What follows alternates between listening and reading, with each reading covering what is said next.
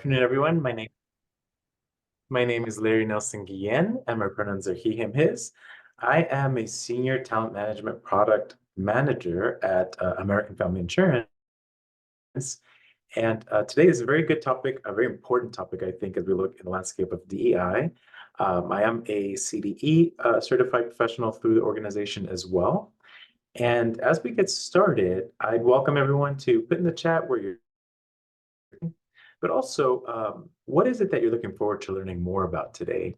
And I'm hoping that we can go through those topics with you. So please utilize the chat. I hope that this is very interactive. And I think that in a collaborative learning space, we all learn a little bit more because we all bring some knowledge to the table. So I hope that sets the stage for what we'll do today. So to give you an idea here, today's session is going to focus on integrating diversity, equity, and inclusion principles into product development. As advocates for just providing opportunities to others, meeting their needs through our products or our services, it's really crucial that we embrace the challenge benefit so that we can ensure that our products don't reach just maybe a smaller group, or maybe even look at our products and say, what applicable uses may there be in here that may actually touch greater and larger audiences? So throughout this program, what we're going to do here is explore how to sustain DEI and how it fuels our product development, how to embed it. I'm going to share a couple of cross-cutting principles. And really, the objective is to gain a comprehensive understanding of not only the importance of DEI in product management, but as product managers, what do we bring to the table in developing new products? You can even think of it if you're thinking, well, Larry, I don't really develop products. I don't develop software apps. I work in HR. That's actually where I work too. And where we're developing a product is what I would consider an end deliverable to our employees. So our employees would be our clients. So we got to think through, as programs and initiatives that we're creating, what is that comprehensive product and how is DEI embedded to it to support perhaps our organization's larger diversity, equity, and inclusion objectives? So with that, some fun facts. And I don't know I love these sessions. When you were a kid, you had some programs that say, did you know? And you would learn all these fun things. So I wanted to see if we could do that here. But did you know that during the Napoleonic Wars, or Napoleon's wartime, there was a communicating between soldiers that would allow them to evade detection by their opponents. So in response to this need, a gentleman by the name of Charles Barbier, who was a captain in the French army, developed night writing. And it was a system that involved dots, red without the use of any light source. And although it was turned down by the military for being too difficult to read, Barbier introduced it at the Royal Institution for Blind, where there, Louis Braille happened to be a student, and he identified some things that could be updated, some flaws within the system, and he modified it to what is today an essential reading and writing tool for people who are visually impaired. Let me tell you another little story here. If at first you don't succeed, you try and try and try again until you make it. At least that was the lead up to the innovation of everyone's favorite packing material and stress reliever. And sometimes even pets love getting into this at time to time. The inventors of bubble wrap first created it as a plastic wallpaper, believe it or not, filled with air bubbles. Now, when the bubbled wallpaper failed to catch on, which you can imagine, you're bumping into the wall, cracking some noises, probably not the best wallpaper. The two reworked it and tried marketing it actually as a greenhouse insulator, but sadly that also failed. Heat, plastic, bubbles, not really a work through. 2 years after its invention, the inventors Fielding Chavannes struck gold when they pitched the bubble wrap to IBM as a protective material for its new fragile computers. So as IBM was creating some new things that needed protection, ergo came a need that they were able to meet. During World War I, the Kimberly-Clark company produced wadding for surgical dressings made out of a relatively new material called cellucotton. It worked just fine for treating battle wounds. As a matter of fact, they really liked this material. But the Red Cross nurses found that the material was super absorbent and also had personal hygiene benefits. So after the war, the market for surgical wadding just dropped off. But the company found a new market for sanitary products. And the product was given the name Kotex, short for cotton texture, and was openly advertised as a repurposing of the wheel. So why do I share this with you? A couple of things here. When we look at inclusive design, sometimes it looks at us pivoting for success. So as you see on here, in each of these historical examples, inclusive product design emerged as a solution to a problem or a repurposing, of an existing product that failed to meet its original intended use. For example, in the case of night riding developed by Barbier, the original system was intended for military use, and it was supposed to enable soldiers to communicate without any light at night, which was the idea. The concept, though, found a new purpose when it was introduced to the Royal Institution for Blind Youth. And this really highlights the importance of inclusive product design in creating tools that are accessible and useful for a wider range of people, including those with disabilities.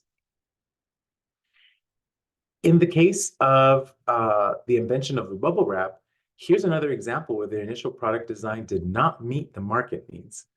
But by reimagining the product, using it as a packaging material for fragile items, they showed how flexibility and persistence in product design, along with considering different user needs, can lead to successful and widely adopted product. Something we'll get into, which we'll talk about later, called the Equitable Design Framework. And lastly, the story of sailor cotton used by Kimberly-Clark during World War I with the surgical dressings showed how it could be repurposed to serve another important need. Now, this transition from a wartime product to a commercial product for women's health needs and is an example of how observing and understanding the broader applications of a product can lead to innovation that serves a more inclusive audience as well. And that's something that we'll talk about, which is a committed ecosystem. So as you know, as you see here, inclusive product design is necessary because it allows for the creation of products that serve a diverse range of needs and can adapt to different user groups. It often requires a willingness to learn from initial failures and to see the potential in a product beyond its original purpose. So as we've hopefully caught your attention, let me back up here and talk about why DEI in product management. Why is diversity, equity, and inclusion important? Of course, all of us on the call, we're champions for work in this space or have some ties to working in diversity, equity, and inclusion. But what I want to show you here is the importance of this being in a product development and a product management system now. You see, the United States has always been a land of economic opportunity. You have attracting people from just diverse backgrounds, seeking better life. Immigration has been a major driver of diversity, with immigrants bringing their unique cultures, ethnic backgrounds, needs, uses of products maybe differently than we would have seen them here in the Western world. Birth rates among different groups also influence demographics. Interconnectedness through globalization continues to contribute to diversity as well. So to thrive in evolving markets, it's crucial to integrate an inclusive approach throughout the product management cycle.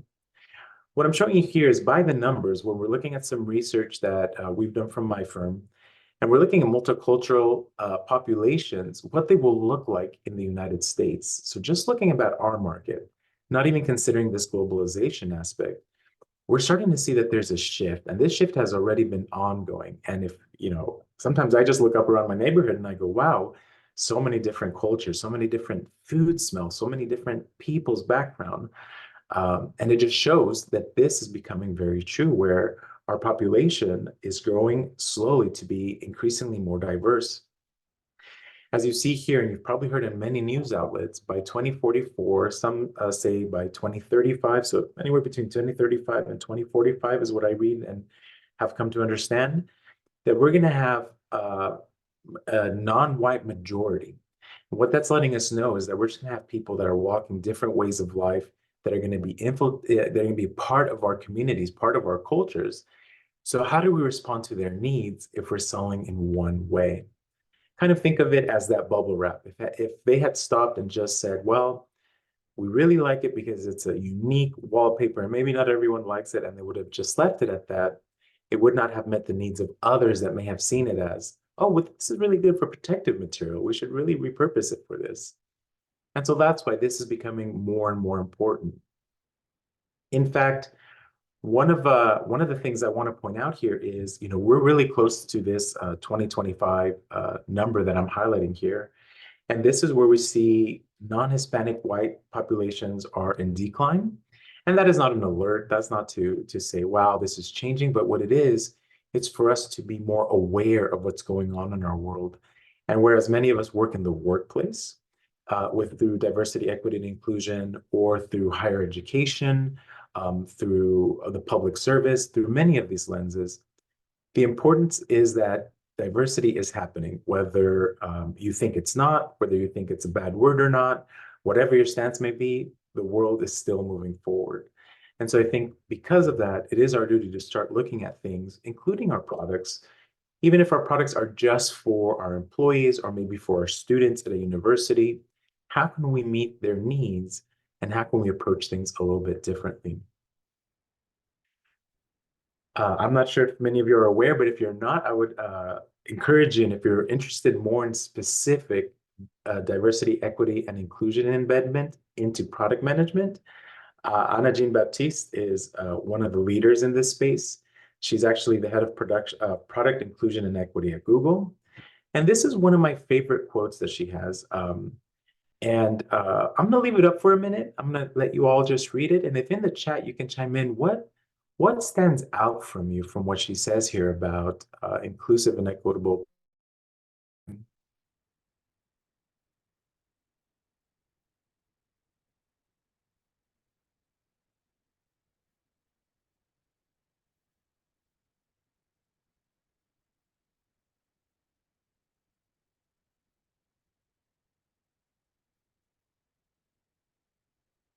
Anyone want to take a first stab?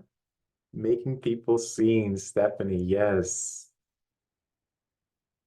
I like that too. I think, Stephanie, what that speaks to me is to know, especially for me, and it's a funny story I'll share. My parents, during the pandemic, they're in their 70s and they're Latinx, first generation, not very tech savvy. And so during the pandemic, they made a switch and said, we're going from a flip phone. Yeah, yes, they had a flip phone up until then. They'd never texted before. And they said, we really want to learn these new phones. But what was really neat as they transitioned into a smartphone, and something I didn't know is that everything could be in Spanish for them. They had a lot of Spanish speaking apps that they could go search out. And they had tons of channels on YouTube that spoke to um, just some of the things that they were interested in viewing in Spanish. What's really great is that my mom even surpassed me and got on TikTok. I've never been on TikTok. And she's shown me a lot of great things, but I think that was a part of it, Stephanie. She saw herself seen. She didn't feel as intimidated. She felt like, oh, this is something that I can use. And that has become much easier. So, yes, I still get TikTok videos every day from my mom, which I have to see on the web because I'm not on TikTok. So that's very interesting when you say that. Definitely sounds out to me as well. Well, let me start. One thing that we've got to be mindful of is this decision making. And this, again, applies to products. Um, it applies to programs and initiatives that we may be leading. And really, it starts with us, right? So it's going to start with what we bring to the table. So product management always starts with I say. So what I want to do is I want to show you a little video. I think, let me make sure I shared my sound here. Share computer audio. Okay, and I will play this for y'all. The unconscious mind is amazing. It can process vastly more information than our conscious mind by using shortcuts based on our background, cultural environment, and personal experiences to make almost instantaneous decisions about everything around us. The snag is, it's wrong quite a lot of the time. especially on matters that need rational thinking. Here's a classic example. A bat and a ball cost £1, 10 pence. If the bat costs £1 more than the ball, how much does the ball cost? Most people, including over 50% of students at some of the world's leading universities, get the answer wrong and say 10 pence. The answer is actually... Let me start this again here.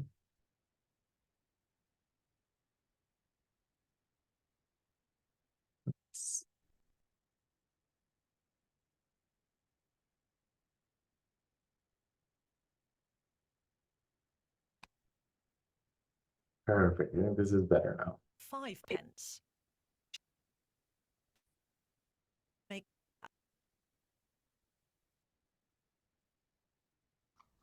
The unconscious mind is amazing. It can process vastly more information than our conscious mind by using shortcuts based on our background, cultural environment, and personal experiences to make almost instantaneous decisions about everything around us. The snag is, it's wrong quite a lot of the time, especially on matters that need rational thinking. Here's a classic example. A bat and a ball cost £1, 10 pence. If the bat costs £1 more than the ball, how much does the ball cost? Most people, including over 50% of students at some of the world's leading universities, get the answer wrong and say 10 pence. The answer is actually 5 pence. Many of us choose 10 pence without thinking. This is because our unconscious mind uses instinct, not analysis. So our unconscious is fallible. It's also biased. It makes snap judgments of people we meet, categorizing them according to gender, social and other characteristics.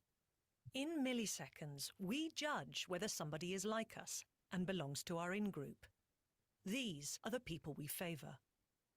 So men might favor men, while women might favor women. However, we can belong to different in-groups, and we like to be part of an in-group that's powerful, which could mean a woman favoring a man over a woman. That's unconscious bias. All of us have it, and it colors our decisions without our realizing. For example, research reveals that if I were a man, you would be more likely to be nodding in agreement right now, because people pay more attention to a male voice. The Royal Society fosters excellence in science, but this can only be achieved if we select from the widest range of talent. And that's not possible if unconscious bias is narrowing down the field for non-scientific reasons. To lessen the impact of unconscious bias, which is easier for us to notice in others, we are raising the awareness of unconscious bias to members of our selection and appointment panels. We're encouraging panel members to deliberately slow down decision-making, reconsider reasons for decisions, question cultural stereotypes, and monitor each other for unconscious bias. We can't cure unconscious bias, but with self-awareness, we can address it. Perfect, perfect. So as we saw in the video, and thank you, Corey, for that feedback. As we saw in the video, when we think about a bias, we think of it sometimes as a deliberate or malicious action against an individual. However, sometimes biases occur without our conscious realization. If you recall, the video mentioned how unconscious biases typically form from early life influences and experiences. This is where, where as a child, we may learn mom is safe. So we know we run to mom or to dad who's safe. And this is where a child, when, auntie comes over and says, hey, give me a big hug, runs to mom, because we start building this world narrative. And we can see those happening even through the influences of culture, right? And which is why it's important as we, as DEI professionals and advocates, as we look at the world, we say, well, we need more representation in media, which is very true, because that's also going to influence what we see in our world and how we think of maybe ourselves or of others. So it's very important to keep this in mind. Experts believe that approximately 90% of our decisions, that's 90, so that's just 10% shy of our decisions, are made from our unconscious minds. Our brains are wired to make these cognitive shortcuts to help us process just the millions of pieces of information that we receive every second. So we have to make snap decision judgments, which can sometimes be wrong and might not align with our conscious values and beliefs. This, of course, you all know can result in ways that have unintentional consequences for ourselves, for others. But think about it in your product development.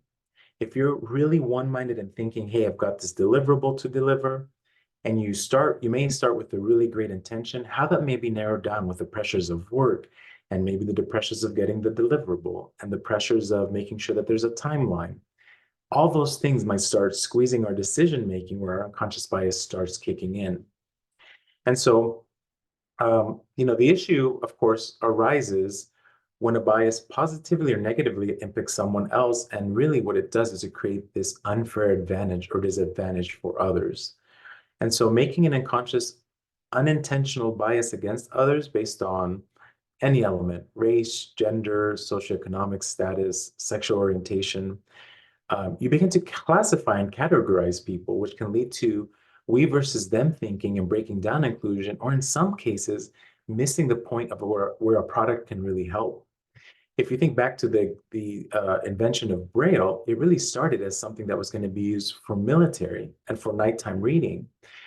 They did not necessarily look at it at a grander spec as to say, well, what about people that just can't read words when they're looking through words? And this just happened to float over to the university where Louis Braille found it and discovered it and then adjusted it. And of course, now you go to any public place like an elevator, sometimes even escalators, and there's a little Braille where someone can read it so they know where they're going and they have good direction. So it's just something that you can do just as you think about through those unconscious bias can have a really huge impact. And so, as product managers, we have to really possess the confidence in decision-making processes and remain flexible as our role demands adapting to just changing circumstances. And it's crucial because the work not only relies on data, but also is going to rely on some intuition, on some educated guesses, some hypothesis, maybe even some of our past experiences, whereas we're thinking, hey, I want to develop this really great onboarding program. I know what. Let me think back about all the great experiences and all the poor experiences I've had so we can make this the best. And as we look through that, we have to bring in others, maybe recognize patterns of recognition and where we're introducing biases based even on our own experience. So as a product manager, it always starts with understanding where we are with our own biases and being more self-aware. Excuse me. What I do want to share is I want to share the 5 common unconscious biases encountered in product management. Now, these by all means do not account for all of them. I can't sit here and do a whole course on all unconscious bias because I think last time the Neuroscience Institute did a study, there were about 500 unconscious biases and probably more emerging, especially with our tech-savvy world and how our brain thinks and make those quick connections. But here are the 5 common ones. And then as you think about it, think about some of those that stand out to you, and what they may mean to you. So let me go through them here. One of the first ones is confirmation bias. And I think we may know a little bit more about this because this happens to us in daily life. As mentioned in the previous video, is where we're looking to look and congregate with those that are very much like us or that believe in the same things that we do, while really not rationalizing the contradictory evidence. So we may look, for example, at a product. Let's say I'm developing an HR handbook, and I'm looking at it and I'm going, the colors are great. They match our company colors. The format is perfect. The lettering is great. Everyone can read it and see it. And we're getting a lot of confirmation saying, okay, we're aligning to what the company's colors, the company's font requirements are. However, have we considered that perhaps the colors for those that are colorblind make it difficult to read the manual? And if we're not considering that, then we have just a lot of confirmation that we're on the right track when we haven't looked at any of the contradictory evidence. So that's just one way that we can start looking at how does confirmation bias really impact what we're doing, and are we thinking about others to make it more inclusive? One of the other biases that is common in product management is the sunken cost fallacy. And what this is basically you just continue investing into a product or into an initiative or program that you're developing, despite the evidence that it isn't working. So I've been at an organization where we had a mentoring program, and it was great on paper. It was great. It looked great. It should have fed great. We had the accessibility. It just was not meeting the needs of the organization because there was another deeper cultural understanding that, or if I have a mentor, does that mean that I then have to purposely move to the next role when maybe a lot of employees were feeling like I'm really happy. I just want to grow in my role. So the company continued putting investments into this program, never changing the approach of the program or maybe these questions that were lingering in the culture. And we had very, very little participation for the investment put into it as well. It wasn't until I was actually changing organizations when they decided to start asking some deeper questions, saying, well, maybe we need to start asking why people aren't using it. If it's so accessible, if it's nice, a really great process, you've got some great questions, you've got mentors that are ready to mentor. And so I think the second cost fallacy is just saying, I'm going to just do it because we've invested so much. Let's continue the course. Sometimes it's okay to take a step back. The next one is called the IKEA effect for product. And this is where we overvalue the features that we've been a part of creating in a program. So recently, I created a employee career management toolkit for my organization. And as I created it, we were able to get some feedback. We included our business resource group members. We recruited a group to come in and look at this toolkit and say, okay, based on this, based on the usage and the needs that we've gathered from other employees to build it, tell us, what do you think? What are your thoughts? And one of the things they didn't like was a little widget, the way that it was placed that took you back to the homepage of the toolkit. And, it took me a minute to just step back and wait, because I was involved in creating that widget. I was involved in making it, I thought, the best accessible one. It was just wrong placement, didn't have enough attention to it. So people were thinking, how do I get back, Larry? I can't, I was getting a lot of that feedback. In the moment, there was a little bit of frustration going, but I built it. It's there. It's nice. It's great. And I was falling into the IKEA effect going, since I built it, it has to be the best. And people should just clearly see it. That was not the case. And so we moved it around, did some adjustments, reran the experiments to see how our pilot was running. People not only liked it, but they liked the placement of it. And all of a sudden they saw as the value in that to be able to scroll to different parts of the toolkit. So it ended up being a really great thing, but I had to look through this particular unconscious bias in my own product development. We have another one called the herd mentality, and this is to follow the actions or beliefs where limited information is available. And one of the most tragic historical events in the US happened because there was herd mentality, and that was with the space shuttle that in the 1980s, I believe the Challenger exploded and had the teacher on there. They had a lot of people saying, let's do it. It's going to be fine. The weather should not impact these rings that are going to hold this spaceship together. And there were just maybe two or three that said, well, no, we think that shouldn't be done. I think the information we have shows that these are not going to be intact. And unfortunately, you know how that played out in our history, and NASA did take blame for it. But again, thinking about that, if you're looking in a room and everyone's agreeing, is there someone that can stand out there and say, let me question this? Or is there newer information that can build into this? Unless we fall into also this unconscious bias. And then lastly, we have the affinity bias, and this is to favor myself, right? So very easy for me. Again, I'll take you back to my employee toolkit experience. For me to sit there and say, I developed the best toolkit, it's the greatest toolkit, everyone that can use this toolkit, read it, access it, should be able to use it to catapult themselves to the next stage in career in the organization.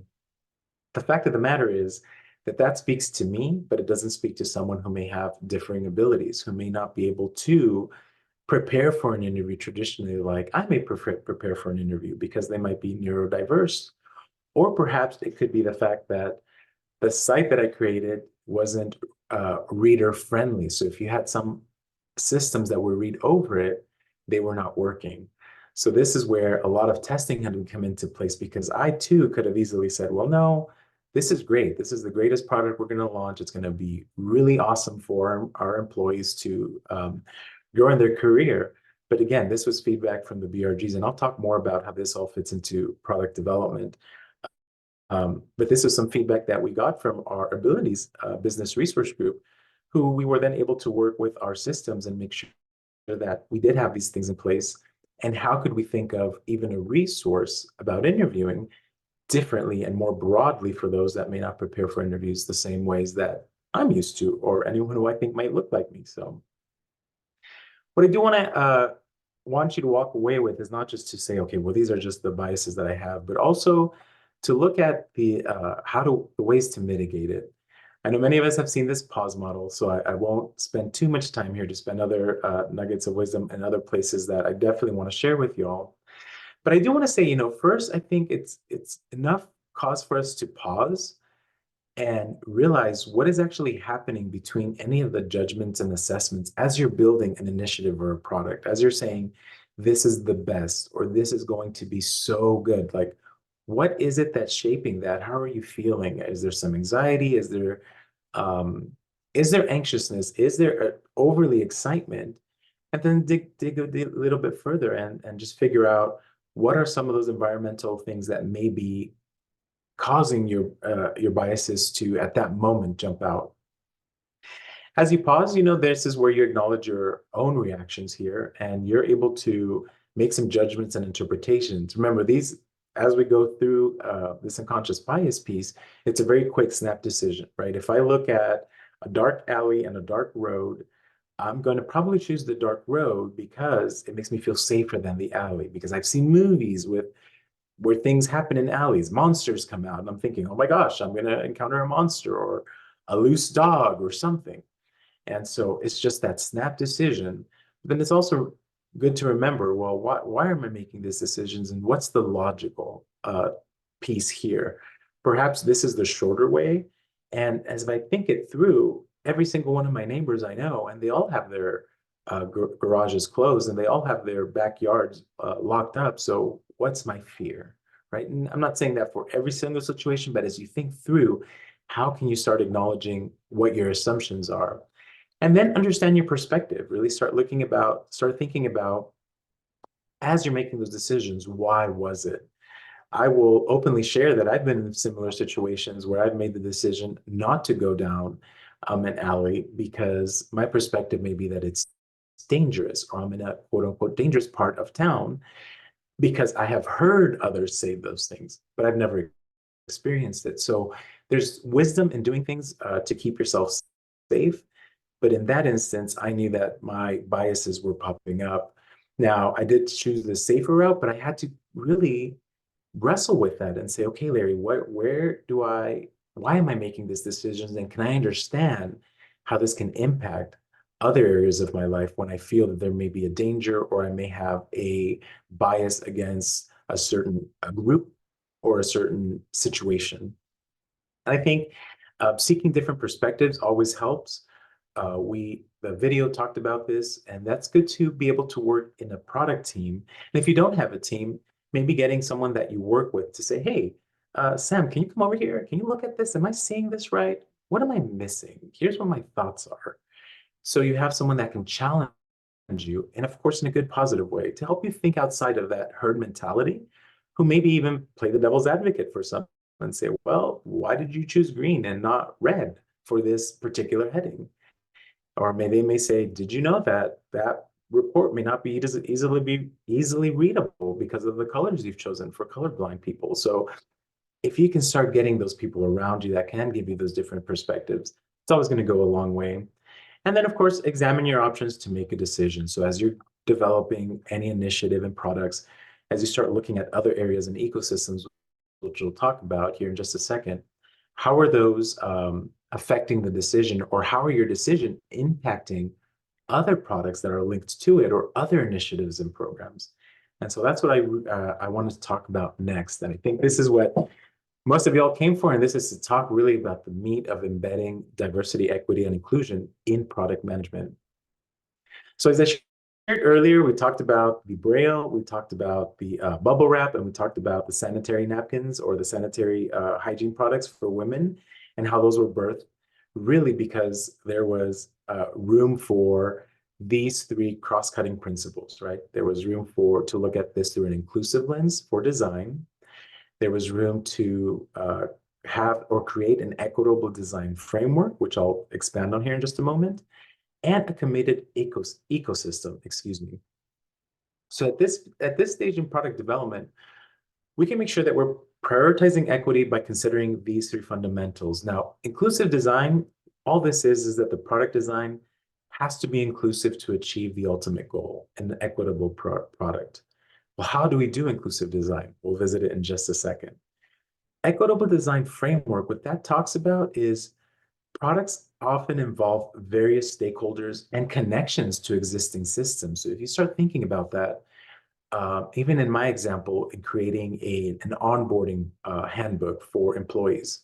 Well, how does this onboarding handbook reflect our values? How does this tie into our learning and development initiatives?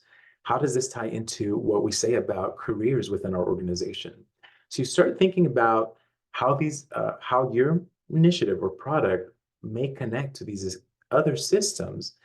And it's essential to assess how each of these elements may heighten the risk of bias or exclusion, right? So if you think about it with this onboarding book, maybe you do talk about talent and develop, or excuse me, yes, talent and development and learning and development.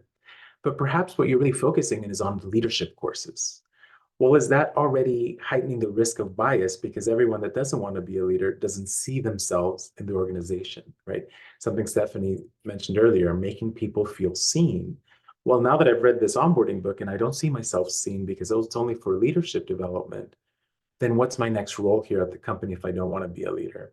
And those are the things to think about through the equitable design framework, and we'll talk about it here in just a moment. And then the committed ecosystem. Think about this as when developing a product, it's crucial to consider equity for everyone involved in its life cycle. So what does this mean? This means like everyone that's touching that onboarding handbook, even those managers that have been at the company 30 years, what's their foresight and insight into this? And how is this tied into the whole ecosystem of the culture of the organization? So without further ado, let's take a look a little bit at each one of these. Please, if you have questions or any insights, add them in the chat. I'm looking a little bit above, but I will continue on here. Inclusive design is really the cornerstone of creating equitable products. To ensure that our products cater to a wide range of users and communities, we have to adopt a human-centered design approach. Now, I can't go through here now and tell you what a human design centered approach is because it's a great approach. It does have certain elements to it. So I'm going to talk about a couple of them. So let me break down at least three crucial steps that I believe are part of this inclusive design that you can take from this now and hopefully start embedding it as you're developing new initiatives, programs, or products. So the first one is involve and understand users. So to start, we should involve a diverse group in our research and testing process. This really helps us gain a comprehensive understanding of our users, their tasks, and environments. Now you might say, well, Larry, that's so timely and that's so costly. And where do I even start? I actually found myself asking the same question, and I'll go back to this employee career toolkit. As I looked at our organization, I looked at some hard data that told me that what employees needed or wanted in terms of career development through our engagement surveys, looking at numbers like retention, exit surveys, things of that nature that were really telling. And so in looking at that, I could have just sat and said, well, let me benchmark. And, I went out to the Office of Personnel, which is the HR office, if you will, for the federal government, looked at several other public and private companies within and outside of my industry. And I came back after that research and said, this is what the toolkit should include. And it would be the best toolkit because it's just on the mark. However, at that point, I realized that's on the mark because Larry says it's on the mark. It's not on the mark because my clients or employees are saying it's on the mark. So I worked with our data analytics so they could get me just randomized people that were diverse in their roles, diverse by gender. Of course, we didn't have, for many laws about around DEI. We couldn't get race and gender, but I did have a plan for it. So you have to think a little bit forward on that. Um, or excuse me, gender and other elements like sexual orientation. We didn't have that in the buildup. We did have a cross section of our organization, which is made up of 5 operating companies. And so what was really neat about this is I didn't exclude leaders just because it was going to be an employee career development toolkit. I included leaders because I wanted leaders to tell me, what do you see when employees are coming to you and they're looking for career advancement? And so we did a few focus groups. It took us about 3 or 4 weeks to go through these focus groups, had similar questions, or excuse me, the same questions for all of them.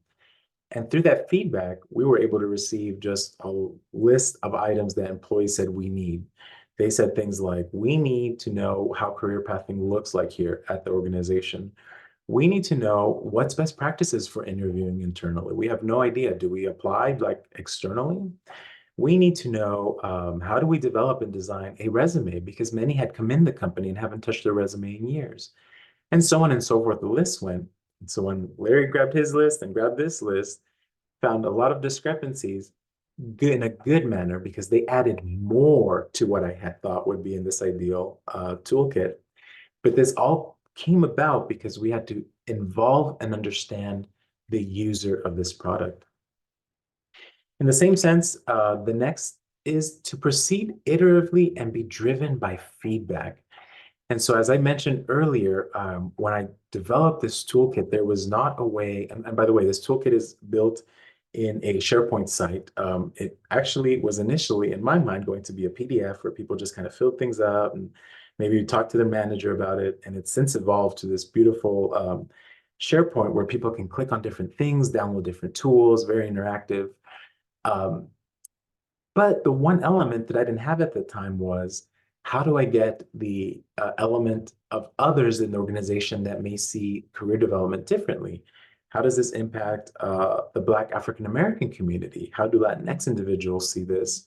What about those that are neurodiverse, LGBTQ plus? And so what I did is, once we had completed the first version, we did a pilot with our employee or business resource groups, some places called employee resource groups, because we wanted their lens through it, and we're able to then iterate. And I shared some of the iterations earlier. But again, you want to include the voice of your client. And it does a couple of things. It actually not only helps build a more robust and inclusive product, but it also helps gain a lot of buy-in, because now employees can see themselves. They feel that they're a part of this product, and they start telling others like, hey, the company's really building this out. It's really exciting. It's really cool. They actually had my voice and they're making changes according to this. So all it does is it not only makes the employee really seen by embedding it, but it makes them feel as well like they are part of this process. And it was not just someone in a high ivory tower putting this together. And then, of course, collaborating across multiple lines or disciplines. Interestingly enough, our talent and development department was also creating career development workshops.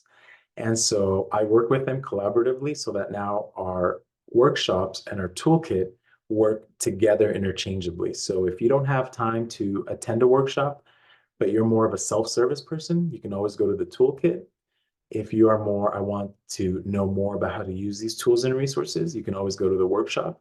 And so we had to collaborate and figure out, what tools can we use? How do they speak to each other? We had to use the same framework. So a lot goes into inclusive design, but what we wanted to do is not only include the front client, but how do we package this with other things that are going on in the organization? So again, employees know and can see themselves not only in the toolkit, but in these courses as well that were being developed.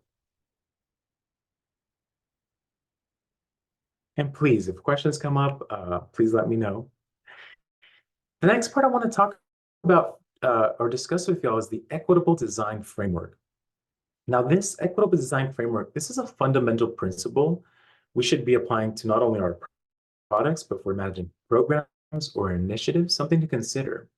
Whether it's a physical object, a service, or a digital solution, we need to really start thinking about the decisions we make that can affect the risk or bias of inclusion. So products, regardless of their nature, often consist of various components. So for simplicity, let me break them down into these 3 general layers. Now, I'm using very technical terms here, so I'm going to give you some alternative terms. For example, the front layer you can think of as the product interaction layer. Now, what this layer does, it encompasses the mechanisms and process that dictate the functionality of the product. It really refers to the elements that the users engage with across various types of products, whether physical or digital, whether you're creating handouts for the course, whether you're creating a PowerPoint, whether you're creating a SharePoint. The layer is tasked with delivering the information and enabling user interaction. And how do you provide a seamless and user-friendly experience? So in this stage, it's crucial to really scrutinize the principles of guiding your design to ensure that they promote fairness and inclusivity. If you're creating something electronic, you might want to think about, well, how about those that may have eyesight problems? Or how is it that you can start embedding alternative text into pictures that they may not be able to see? Or in my case, how do readers read the whole page that I'm creating so that it's understandable and they know where to click to go for the next resources and tools? Without careful consideration to this, there is a risk that our product could inadvertently exhibit preferences for certain user groups, really resulting in a disparity of service to others. So this is why it's very important that you really assess this product interaction layer. The data layer, really it's the information foundation layer, and this is the backbone of the functionality of the product. And here you can think about it as collecting, managing, and analyzing data. And let's say you're saying, well, Larry, I don't really have anything electronic that I have to analyze or collect or process data. The integrity of this layer is still vital because you want to start asking yourself, well, what data have I used? And is it limiting? Is it my own data? Is it data that just confirms what I'm saying is wrong with or the problem that I'm trying to solve? And so some of those things for myself, I mentioned earlier, were I knew I'd created the toolkit with a lot of employee input, but I knew I didn't have the diversity, equity, and inclusion lens embedded in there, and I was missing a piece. So the data that I needed was in this piloting piece. So while it may not have been upfront, it was still built in my equitable design framework, knowing that at some point in the step prior to launch, I wanted to have this reviewed by some others that approach life differently than me, so that I may be able to get that and iterate and make this product much more equitable, thereby really reducing the risk of excluding others.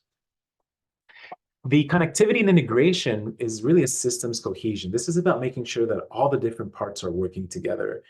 It's like making the pieces of a puzzle fit perfectly to complete the picture. Now, this includes pieces like what the users see and interact with. So even the pictures that they're seeing, can they see some diversity? Do they see themselves in it? What pictures am I using? In my case, I had someone that challenged me and said, Larry, these pictures are very diverse, but they look so Midwestern. Like, what about people that live in the eastern part of the country and West Coast and the Southern Coast or the South? Um, and I thought, I hadn't even looked at that through this lens of these pictures. What is it communicating about our company, which is a very Midwestern company? But we were able to expand even that and say, okay, well, how does this look like for others that live, in maybe bigger cities like New York that are our employees versus someone that may live in Madison, Wisconsin, right, where our headquarters are at. So it was nice to be able to work through some of this with that. But also you want to look at the behind the scenes system, what's handling data, how is it running? Is this you want the whole gamut? Is it user friendly? Is the data that I'm using equitable if you're doing a digital product? You want to test everything thoroughly, to catch issues before they affect your users. So this is really a testing part, but it's also testing to ensure that what you've worked at isn't, again, creating other just hindrances or barriers to an equitable access to your product.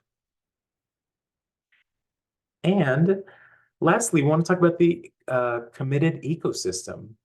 And when we talk about committed ecosystem, we need to consider equity from this perspective of all those who are going to interact with your product, all those that are going to interact with your programs or initiative throughout the life cycle of that product or program.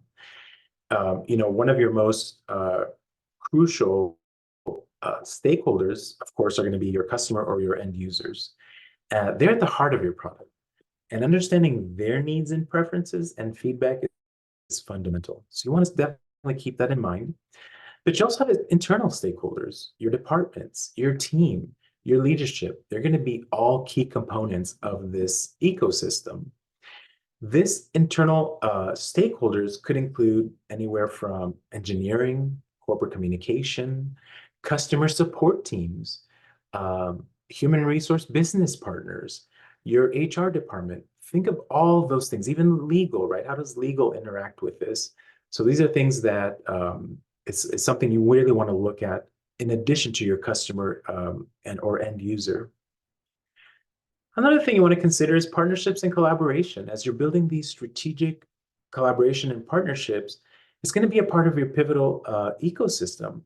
You know, in my experience, had I really stayed siloed and said, I'm going to build this employee toolkit and never had talked to training and development, knowing they were building a career framework for their courses, can you imagine when we launch these both to the end user and you have two different frameworks that champion two different things maybe, and the wording might be slightly off? That's a confusion that then comes to the end customer, our employees, right? They go, wait, is this company telling me to plan my career, or is it telling me to slow down and do this first, find my purpose? Well, in fact, we want you to do all, but this is where the collaboration comes in, because you may inadvertently have other areas working on something similar that you can make this cohesion stronger and even have a larger working team, which of course helps minimize some of that bias. You also want to include your external stakeholders. This may encompass facilitators, suppliers, anyone that's external, a client that may want to see, hey, what are you all working on when it comes to onboarding your employees? Or what are you all working on when it comes to your policies? Can you help us out? I know within the community of HR and D&I professionals, we might ping each other on LinkedIn and say, what's some best practices? This might be something to consider as well as an external, maybe not an external stakeholder, but maybe someone that can come through and you can share some ideas as you've collaborated with your own teams on your products. Other stakeholders are going to be your regulatory and compliance, and of course, continued improvement. So you want to keep these in mind, you know, as you, as you're developing, that was actually going to be the next, I'll leave it here, but as you're developing your, let me go back. Sorry about that. As you're developing your products, your initiatives, your programs, think about where's the continual improvement, right? You've created it in 2024. Is 2028 going to be the same world as 2024? Well, history shows is not so much. If we could have said the same thing in 2018 and it was going to be in 2024, we would probably not have gathered. There would have been this huge event called the pandemic that changed our working lives forever. So just consider that as part of your process as well. Lastly, what I want to leave with you is it's very important to measure as you continue measuring success for accountability. So I wanted to talk to you about 4 specific ones. Communication is going to be one of those measures. You go, Larry, how do you measure it? And it's really the transparency of communication with the user community is an indicator of success. So this entails communicating about data collection. Why are we doing this? This focus group right now? What gaps do I have in data that I can't get filled in? And is there a way I can work with my data analytics to find out more about what my employees are experiencing or our employees are experiencing in the organization?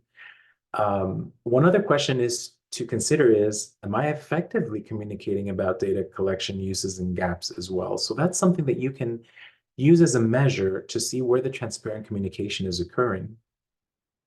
The other one, of course, is always going to be user engagement. So are all target users, and think about this, and even people who are not targeted, are they included in the user engagement sessions?